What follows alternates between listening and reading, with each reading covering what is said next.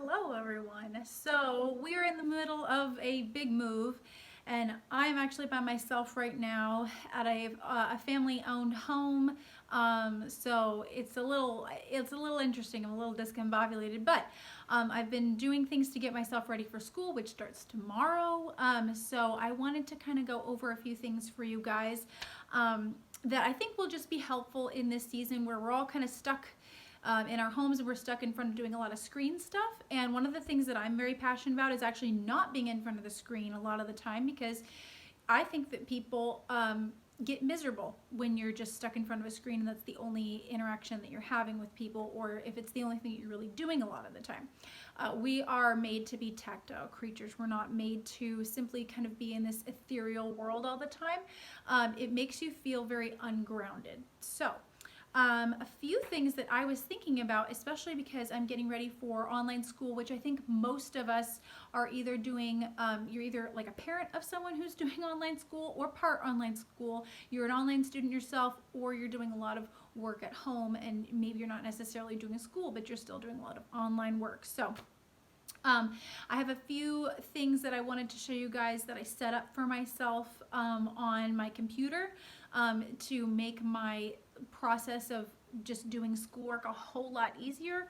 And then I had a few things that I think are going to be really helpful when it comes to just kind of getting away from the screens in general. So first thing that I wanted to bring forth for you guys is make every notification matter. Okay, so any notification that you're getting, you need to make sure that when you hear that ping, that there is something actually important. Get rid of any kind of spam, any of that stuff. You need to really go through, it's time to go through your email inbox, get rid of everything. If you need to start over with a new email, just, don't have any of those notifications coming in that aren't important, because you're going to get notification overload. The fewer notifications you can have, the better you're off. I don't use apps for some things. Like, I make sure that I do use Instagram for business stuff, and some people send me messages on Instagram, so now they've made it where you can go through and not get notified of every time someone likes your picture. So I just turn all those ones off. Just get the direct messages if friends and family reach out to you through that, or if you're using it for your business, that's important. You want to get those notifications, but you don't need to be getting notified every time someone likes your picture. It's just too much. I use Twitter, but I only use it on my browser, so that's just another thing where I'm not getting notified every single time something happens on Twitter. It's just too much. Again, too much. There's a time and place to go and check that, maybe every couple of days or something like that. But you don't want to be overwhelmed by just the floodgates, right? So then the other thing to do is set aside time for office hours. So really be strict with yourself, especially now that we're all home and we're kind of, you can meander through your day a little bit more. Make sure that you set office hours for yourself about when you're going to clock in and when you're going to clock out, because otherwise you might end up doing kind of like work, rest, work, rest, work, rest, and not having a very good schedule for yourself. It's important to have sacred times where this is a sacred break and I'm not going to do work during this time. And then there's times when you're like, okay, I'm fully on and I really need to be in the office, so to speak. So set really good boundaries for yourself when it comes to your time. And another thing that I've talked about this before on my channel, but really be good about measuring your time. So some people need to have music or a podcast or maybe a movie going in the background to kind of measure time for them. I'm one of these people. I have to have something like that. If I don't, I go a little crazy. I can't be in the quiet. So a lot of times I'll put on a movie that I've watched a lot, or a podcast that I know is like an hour or some. I do have playlists of music that help me work, and a lot of times I have it be about an hour so that I know, okay, when I turn this playlist on and it ends, that's been an hour. So just being really aware of your time. And then leading into that is immerse yourself in the next 5 minutes. So don't be thinking 20 minutes, 30 minutes, an hour ahead, or half the day ahead. Just think about the next 5 minutes, because you can get a lot done in 5 minutes. And especially if you have a kid who's overwhelmed with a certain task, just tell them, we're working on this thing for 5 minutes, whether it's math, and we all, if you're an artist like me, math was not our thing. So, whatever that task is, just say, Let's focus on the next 5 minutes, because your brain can do that. Your brain can focus for the next 5 minutes. But once you start pushing yourself beyond that, you start going a little bit stir crazy. So don't get too far ahead of yourself. Just think about the next 5 minutes. You can do the next 5 minutes. And if you're paying attention to your time, maybe that's measuring 5 minutes in a song, or maybe it's setting a timer for yourself, but just do those 5 minutes. The other thing is take regular breaks. So make sure that you set aside some time to get up, to get some water, to walk around, to stretch a little bit, go take a walk outside. Make sure that you set aside time for those breaks. Some of us are either we're going to power through the whole day, or we're going to take too many breaks. So you want to make sure that you're setting aside some time where you're saying, okay, this is time where I'm taking a 15-minute, 20-minute break, or a 5-minute break, and I've scheduled a time for it, I've allotted for it. And if you're a social person, maybe you need to say, okay, I'm going to call my friend at 3 o'clock or whatever. We're going to do a quick check-in, and then we'll continue on with our day. Really having people that are, if you're in a business and you already have team members, that's built in for you, and that's great. If you're a mom or a student or something like that, and you need some people who are going to be accountability partners for you, I find it really, really helpful. My best friend, Michaela from Maison de Chatillon, she is my accountability partner. And a lot of times we have morning meetings, or we'll have brainstorming sessions, and I love that because it makes me feel like I have something to do for that day. It makes me feel encouraged, and it also gives me someone who's going to check in with me and be like, hey, did you actually follow up on that one thing that we talked about? So if you can do that with a friend and have that be maybe part of your daily routine, or at least your weekly routine, it's very, very helpful just to have other people who are checking in on you with your progress. Another thing is be tactile, because now in this age right now where so many things are going digital, do not forget that you are a tactile human being. So if you need to, go to the beach, put your hands in some sand. That's one of my favorite things to do. Or, get a hobby where you're doing something with your hands physically. Go for walks, take up gardening, do some sewing, do something in the physical world. Make sure that you're staying, make sure that you're staying connected to the physical world. Sports, just anything that's going to keep you grounded. Even if you just go outside and you take off your shoes and you stand on on the lawn or something, and you just kind of feel the earth. I know that might sound a little bit weird, but it's really, really important to stay grounded. If you are always in front of the screen, you're going to feel after a while like you're kind of disintegrating in a strange way. And I think that that's what kind of leads a lot of younger people to depression, is because we're always reaching for something on the web that isn't tactile, that isn't real. And there's a very real thing to desire and then gratification. And when you feel like you're never getting there, and you're always kind of in this dreamlike world where I see food, but I can't reach out for it and grab it, that's going to make you feel depressed. So make sure that if you're doing something if you're on Pinterest and you're looking at food or whatever, make the food, do something tactile with it. Just get in touch with the physical world around you. And I know a lot of us might play online games and things like that, but switch over to doing something tactile, board games, or if you have younger kids, pillow fights, something like that, something where we're feeling really grounded to the real world. And then it's okay to say no. And the reason why this is important, there's the bathroom, all of a sudden randomly the shower will turn on the little spigot head, and I'm by myself, and it's just a little weird. But anyway, it's okay to say no, because you need to be able to draw really hard and fast boundaries when it comes to your time. So it's okay to put the phone aside and not look at it. It's okay to set the emails aside for 24 hours, or drawing boundaries for yourself. I used to wake up, grab my phone, and check through emails right away, and I'm trying really hard to break that habit of that.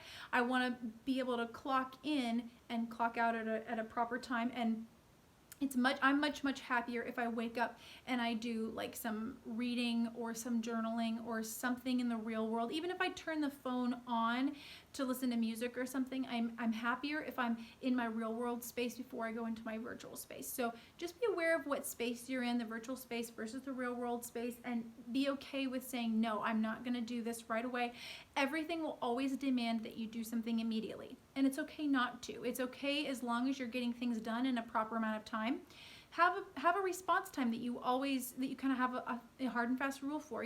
Maybe emails need to be taken care of within 48 hours, or maybe a little longer than that. Maybe phone calls get returned every 24 hours.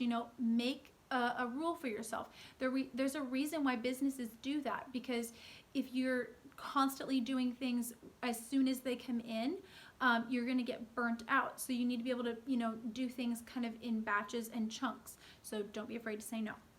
And then the last thing is phones are better heard and not seen. So one of the things that I'm really liking, that I'm doing right now, is I take my phone, and when I'm working on something, I I make sure that it's on at a pretty high volume, and then I put it far away from myself, either on my desk, or if I'm doing something around the house, I can put it in the kitchen. So that way I know for sure someone will let me know if I get buzzed or whatever. But that way I'm not constantly having to look at it. And I do like listening to things on my phone. And if you have like some sort of podcast going, whatever, usually if you get a notification, all of a sudden the sound will turn down and then it'll turn back on. So that's kind of a nice little reminder that somebody's messaging you. But it's better to hear your phone from like far away, how it used to be back in the old days, right, when you would actually get a ring, than constantly be looking at it and be a slave to it that way. So make sure that you can hear your phone, especially if you have, if you're doing business stuff or whatever, make sure you can hear it, and then walk away from it. And also when it comes to, someone had a great idea, I don't remember who I was talking to, but if you're doing a lot of business stuff and then you're also doing home stuff, it can be really helpful to have two phones, or at least, separate emails or separate, numbers on the same phone. Some people can do that, where you have one for your family and then you have one for your business, because that way you can get all of the home stuff, if you're a mom or a dad or whatever, and you need to be notified of, stuff with the kids, or if you need to be communicating with your spouse, that is really important. So you want to be able to have that. But you don't want to be overloaded by everything on the business side. So that's something to keep in mind. And, one of the things that I really thought about is just good old-fashioned pagers, because a pager is something where you can have it on you and it can beep and everything and let you know who's talking to you, but you don't have to feel like you're getting a barrage of things and you have to answer it right away. So those are just some tips that I have for us for while we're in this kind of weird digital world. Just remember that you are not a screen. You are not technology. You're a human being using technology, and now's the time for us to really use this as a tool, as it was designed to be. Because before, it was a tool and then a lot of entertainment. I think if we start using it for really a tool, and we begin to step away from the entertainment side of it and engage with person-to-person conversations, even if that's via screen sometimes, instead of just playing games virtually, play games with real people, instead of watching watching a lot of television or watching a lot of Netflix or something like that. Have conversations with people in your family, talk to friends, read a book. Do something that's tactile. I think we're going to find that we are happier, because the more we use technology as a tool and we rule over it and don't let it rule over us, we're going to be happier as a society. So those are my tips, and I hope you guys have a fabulous day. School begins tomorrow. I did want to show you guys one thing really quick, when it comes to how to organize maybe your school schedule. And we have all these lovely Zoom links, right? So what I do is I have used Google Drive now for several years, and I really, really enjoy Google Drive.